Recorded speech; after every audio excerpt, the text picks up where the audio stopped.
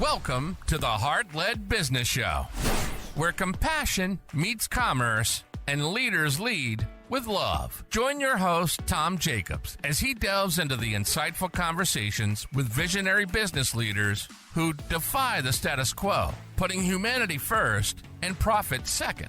From heartfelt strategies to inspiring stories, this podcast is your compass in the world of conscious capitalism. So buckle up and let your heart guide your business journey. Welcome, everyone, to the Heart-Led Business Show. Today, we're dropping some entrepreneurial wisdom nuggets with none other than the incredible Michael Buzinski, a distinguished U.S. Air Force veteran turned serial entrepreneur. He's on a mission to abolish entrepreneurial poverty, one savvy strategy at a time. So get ready to soar with insights about heart-led business ownership. We're going to go head first into this inspiring conversation with the visionary marketer himself. Buzz, welcome to the show. Why, thank for having me. It's so great to have you here. I really am interested in your backstory coming out of the Air Force and going into serial entrepreneurship. So I'm sure that the listeners are going to have a real treat today on this show. So far, I'm like, just turned 51 here a couple months ago. And so I consider myself now midlife, right? And that could be like volume one, as thick as what is one of the big classics I just had in my head anyway, The Blue and the Gray or something like that. Or it's like, I have one of those life stories, or lots in it. Yeah, and the scars to prove it, right? The first question I always have, though, is what is your definition of a heart-led business? I think a heart-led business, it's rooted in the founder's passion. Right? What do they care about? Because I don't think that you can really lead from the heart without passion. And for me, when I originally started my company, it wasn't a marketing firm. It was a recording studio because I had a passion for music. And it wasn't until I realized that surviving off of starving musicians that I couldn't live off of that passion. That heart wasn't going to pump enough blood into the rest of my life to live the type of life I wanted to live.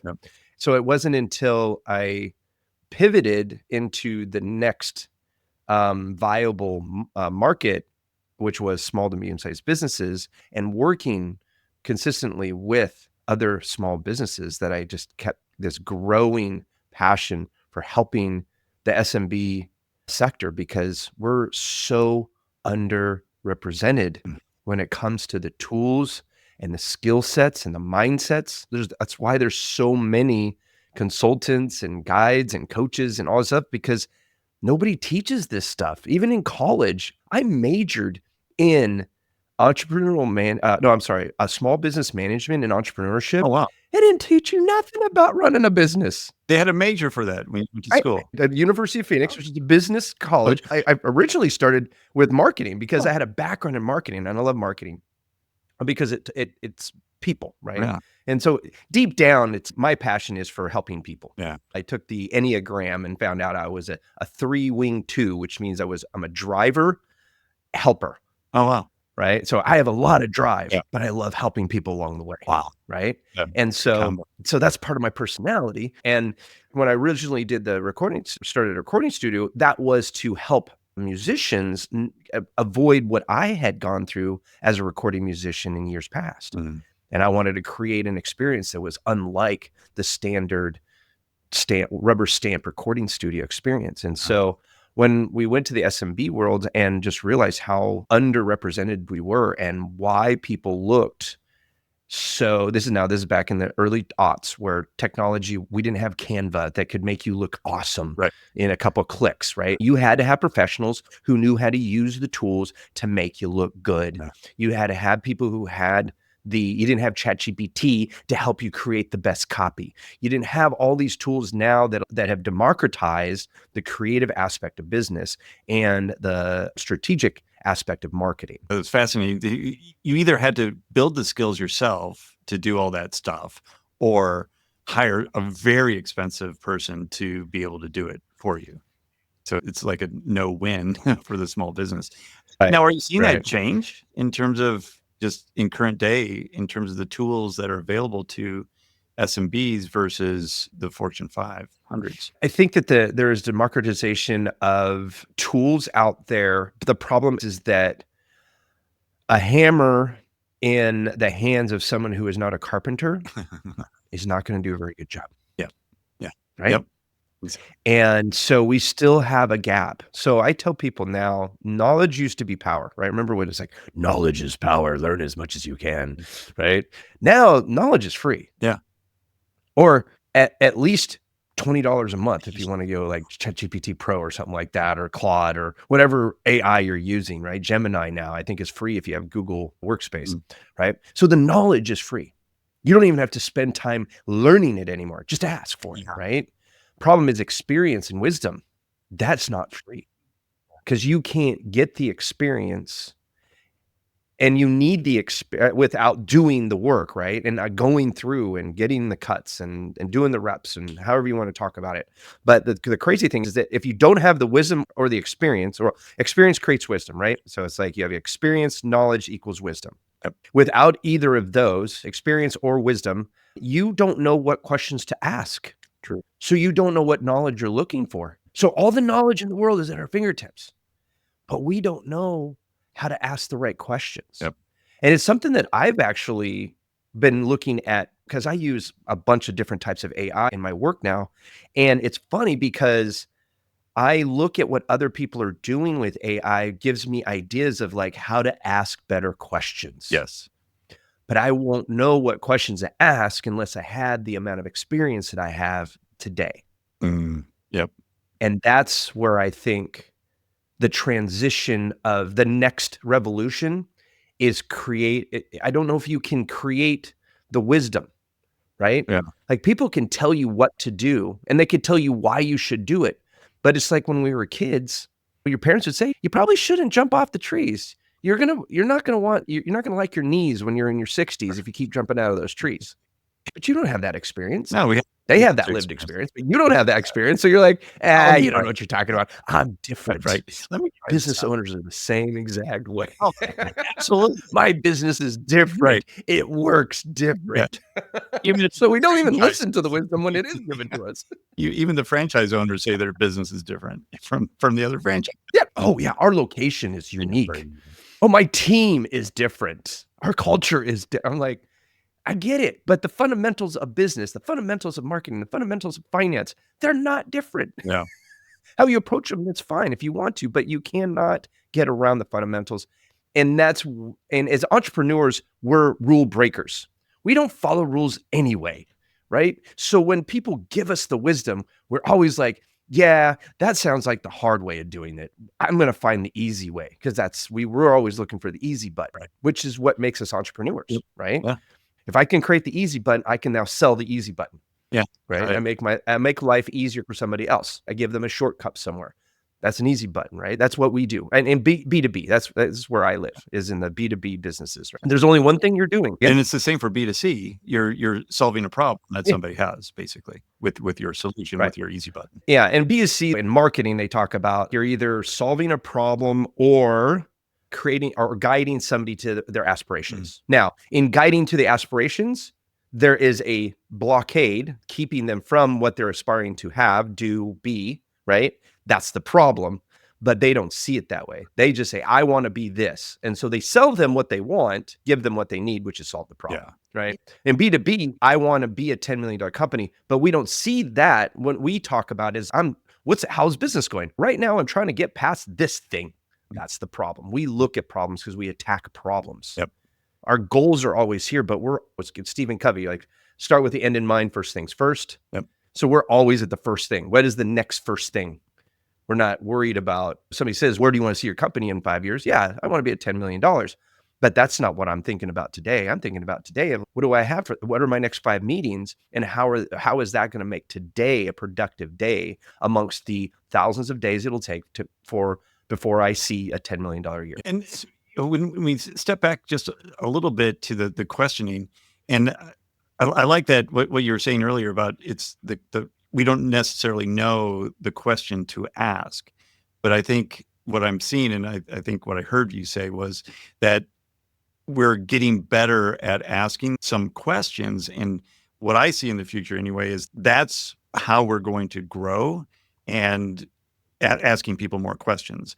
And I think that's, for me anyway, that's really from the heart as well, because now it gets you really concerned about that other person and understanding what they're doing, but also concerned about what's our problem that we're trying to solve. And do we have the right questions to ask to get the right answer? And I think it comes down to curiosity. Yeah. My wife and I we do a little self-guided couples retreat every year. We go over our core values. And we started this, we've been married for about 5 years now. So we've been doing this for 3 years now. We started with this really long list, and it keeps getting short. The list gets shorter as we get more focused. And one of the things is be curious. Because if you can stay curious, you will find the right questions. So you might ask the question, and it's funny because you can actually do it with AI. What question should I be asking if I want this knowledge? Yes. If I want to do this, right? And it'll tell you, I need to know this. And so what I just copy that into a Google Doc and I answer all the questions and I give it back to them. And guess what? I get an infinitely better answer. And that's with my wisdom, 20 years in the business, right? But what if the person who is just starting out their first year of business did the same thing? I want to create a great homepage for my website. What questions do you need to help me write the best copy? It's going to give you a laundry list of things to answer. And some of them you're going to go, of course, I didn't think of that question. Yeah. And now it's going to give you that. Now, what it's giving you is a synthesis, I should say, right, of all of the stuff all of the websites out there that have talked about what you do. Okay. So it's not going to be original. Yep. But if you gave that to a marketing consultant, you're shortcutting the amount of time it takes for them to start from scratch. Yeah. And I think that ability to be able to come to the guides are not going anywhere. Consultants aren't going anywhere. Fractional executives and fractional leaders are now are booming right now. People who come into your company on a contract, but they're acting at a part-time basis, but giving you full-time value. Yep. Right? Because we're able to leverage our wisdom and get things done. We already know. We have our frameworks. We can get in there and get things done fast, right? And that, I think, is the speed in which things get done is what AI and all the new tools that are being put in the novice's hands is helping, because now they're learning faster. They're trying more things quicker. Yeah. They're avoiding some of the mistakes if they stay curious. What happens if I did this? This or this could happen. Oh, what are the ramifications of each of these? And just be curious. Yeah. Yeah. And I found that the more that I use AI and am curious, it's helping me with my personal relationships as well, and business relationships, by now I'm more curious and asking more questions as well of the people that I run into. And I love that. Be curious. I'm going to put that on my core values as well. And the funny thing is, and I understand when you say it's making you a better communicator, in that when you're asking I always describe AI as a 6-year-old child who has all the knowledge of the world, but no understanding of it. Right? Yeah. So you can ask it anything you want. It doesn't understand anything, right? So then when you're asking questions, your brain already creates so much context before it speaks. And it's assuming that the person you're talking to or the group of people you're talking to understand the context in which you're speaking. Right. So sometimes we talk to AI like we talk to people we already know. And the results show us the pitfall, the holes in our communication. Yeah. And so what I'm hearing you say is, listen, when we want to get good data back from AI, we've got to ask really good questions, and not just in the right questions, but a complete question. Yes. Creating the context, and slowing down a little bit. So many people are like, I just want to type it in and get it. If you spent 3 minutes like creating the right set of questions, you will get an hour's worth of output like that. Yeah. Yeah. But you got to be curious. I was just working on a project on I like programming, but I don't program. So I was creating this dashboard for the company, and in Looker Studio, and I have no idea how to use Looker or a BigQuery in SQL, but ChatGPT knows how to use it. And so I was just like, how do I run a query for this? And this is my table and all that. But it gave me somewhat good information. I had to like tweak. And what I think that's doing is creating more knowledge for me then and experience in terms of, oh, okay, yeah. And now I'm able to create graphs in Looker without asking Chat for advice on how to do it. And so I think that's Exactly. right. Exactly. Building. I always tell people that AI will get you 80% of the way there. Yep. Yeah, exactly. Cool. So we kind of skipped over, what is your business and why do you consider it a heart-led business? My business is Buzzworthy Marketing, and we are a strategy-first marketing firm that works with B2B service-based businesses. So any business that's working with another business. Yep. And it didn't start out as a heartfelt. It started out as a means to an end business because, as I was saying before, my heart was in music, but the bills were being paid by media production for small businesses. Okay. And for 13 years, I lived most would call entrepreneurial poverty. I grew a multi-million-dollar company over a 13-year period, but I wasn't a millionaire. I wasn't even 100,000-aire. I was in entrepreneurial poverty, millions of dollars coming through into my company, but none of it, or not at least not enough of it coming. And it came from at my 1980s upbringing. I'm a Gen Xer, and I had a father who was had an MBA in business administration. And so I understood corporate mindset, right? Because that's what he knew. That's what he would talk about. And so I grew a business for growth's sake because I was under the impression that once it gets to a certain size, it'll start taking care of me. And that leads to burnout, right? Entrepreneurial poverty will burn anybody out, right? And it was in 2018 when I realized that I was on a hamster wheel. Mm-hmm. And I sat in the foyer of my brand new building. I had the building for maybe a year and a half. A 13,000 square foot facility. We'd spent $250,000 from the studs in, brand new bathrooms, brand new everything, glass walls, blah, blah, blah. We had it all. Full creative agency. So we had video, audio, print shop, the whole 9 yards, right? And I sat there and I'm like, oh, I built it. And I could spend another 5 to 10 years digging myself out of the debt and lack of profit that I had built around me. Yeah. Or I could burn it to the ground and start over tomorrow. Yeah. And I thought about it and I'm sitting there going, okay, now I'm 45 years old at the time. That'll put me at 50 years old to dig myself out of this. And I decided no. I burned it to the ground. Yeah. And it was something that was the hardest thing in my life. I've been through POW training, survival school. I have almost died on planes that were on fire. I've gone through some shit.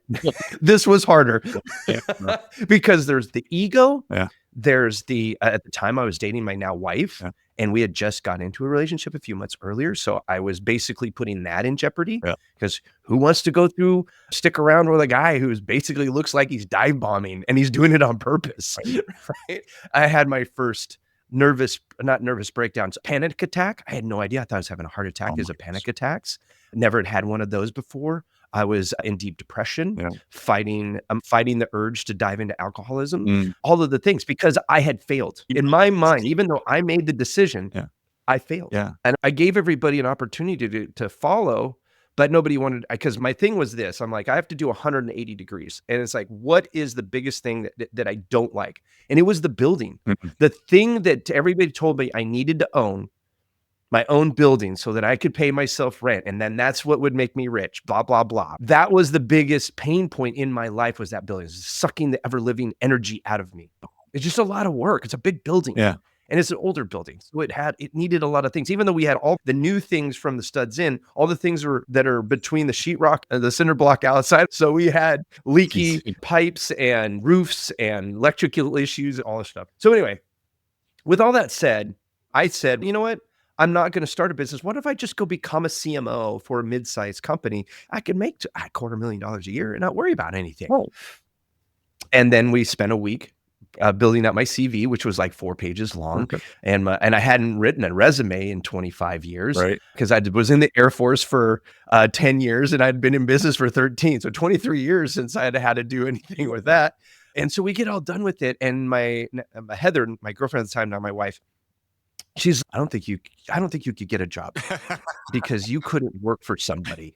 You couldn't do a 9-to-5. You're not a 9-to-5 guy. And it goes back to the idiom of entrepreneurs will work a 60-hour work week so they don't have to work a 40-hour work job. Right. And I look at it and I say, you're right. I'm an entrepreneur. I can't fight this. So we threw that out the window, but we went through the exercise, right? Which I think was good for me because it showed all of the things that I had accomplished, the awards, the case studies, all the things. I stood up a professional football team. I was the CMO for that. And it was the first of its kind in Alaska and all these other things. So re-energized me. But then it was what in my heart, what is going to keep me happy in rebuilding? Because you don't just burn something in the ground and then from the ashes, the phoenix rises. It sits in an egg and it has to incubate, and then it has to peck itself out. Then it's got to learn to walk, and then it's got to grow its wings, and then it can fly. And then I'm like light on fire, and now we have a phoenix, right? That's like in business, it doesn't happen that way. And so I just followed my heart. And one of the things is that I needed a business that worked for me and not the other way around. Yep. And I needed to be doing the work that made a difference. And one of the things that I'm a patriot, obviously, and one of the things that I was like, how can I, now that I'm out of the service, serve my country? And so I started looking at what do I do well and how can that serve the country? And I looked at all of the people that we'd worked with. We were working with 300 companies a year. And they ran the gamut: e-commerce, brick and mortar retail, business consultants, government contracts. We did all of that stuff, right? And I'm like, who do we help that then impacts, that we can leverage that impact on the economy? And one of the things that's interesting is that 90 something percent, or now back then it was like 92% of all new jobs was created by the SMB, small to medium sized business. All right. Now it's 73%. Oh. But still 73%, almost 3/4 of all brand new jobs created by small to medium sized businesses. And I'm like, okay, so how can I help? Which SMBs can I help that then will create a leveraged impact? B2B. Yep. Because if I help a B2B firm grow, that means that they're helping enough other businesses grow. So now there's 2 sets of jobs that are created. And those jobs in the SMB sector, those are living wage jobs. There very few of them are minimum wage jobs, right? These are not franchises we're working with. We're working with consultants. We're working with CPAs. We're working with professional services. We're working logistics. These are big dollar companies creating big dollar jobs. And so that's where my focus is now, is I can be one of the people that helps build back up, I should say, our middle class through helping other businesses who serve other businesses. Yeah, I love that. That's where my heart is at. And I think that heart-led business has to come from not just your passion and where your heart is, but that has to meet what you're good at. Yes. And you've seen people, they start a business. I want to help the blah, blah, blah, blah. What kind of experience do you have in that? Right. Well, I don't. Yeah. How are you going to help them? I'm going to hire people and help them. So who are you going to hire? People who know how to do that. How do you know they know how to do that? If you haven't done it, at least at a rudimentary level, how do you know if anybody else can do it? Right. Because they say so? Spoiler alert, people lie on their resumes. You'll find out 6 months later when nothing gets done. Right. Yeah, I have a guest on the show that kind of explained that really nicely. It's like three circles coming together in the middle, and it's your passion. Obviously, you need to have that passion. You have to have the knowledge on how to do it. And then most importantly, there needs to be a market for you to offer that service or that product too.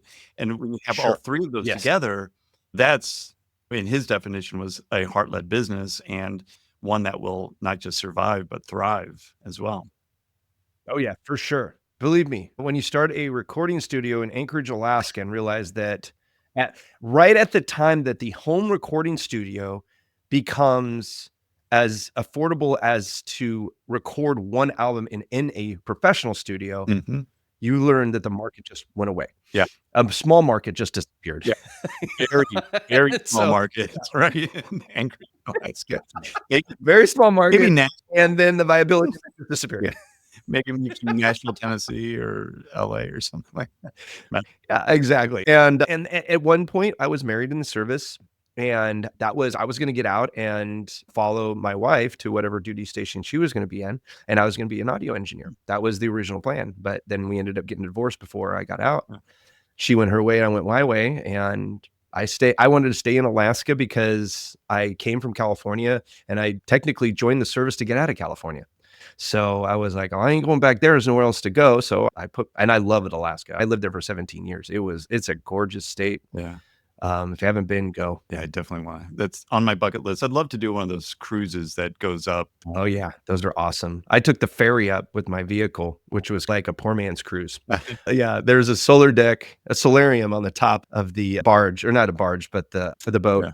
And so it was windy up top there, the whole 9 yards. I didn't have the money. I was still in the military, so I didn't have the money to buy the cabin. Okay. So it was basically get one of the military grade sleeping bag and sleep on a lounge chair underneath the solarium on top, which is outside. And people had tents that were bolted to the deck. No way.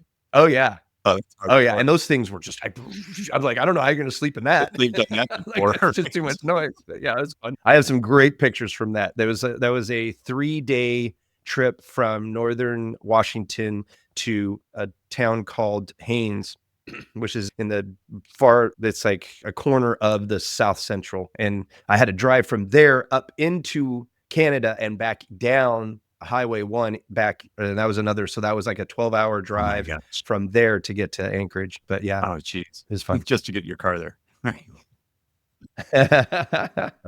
They paid for it. So I was like, all right.